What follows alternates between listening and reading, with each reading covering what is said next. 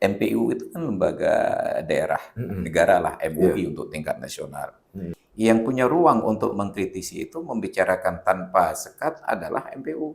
Oke. Kita bukan minta MPU supaya mereka turun ke jalan untuk mencegah orang-orang yang buat maksiat. Kita mau MPU tersebut dengan kewenangan yang diberikan oleh negara, juga kepercayaan masyarakat secara kelembagaan, juga kapasitas keilmuan, menempuhlah cara-cara yang tidak bisa lagi dengan cara slow respon. Ini bukan lagi musibah, sudah tragedi terkait bagaimana syariat Islam itu hancur-hancuran di Aceh. Artinya MPU itu diberikan kewenangan yang besar. Seharusnya juga merasa ada tanggung jawab yang besar. Tidak boleh hanya reaktif, tetapi harus mulai proaktif. Kalau saya mau kenyamanan, saya tinggal diam saja. Ya. Tapi kita nggak bisa tahan.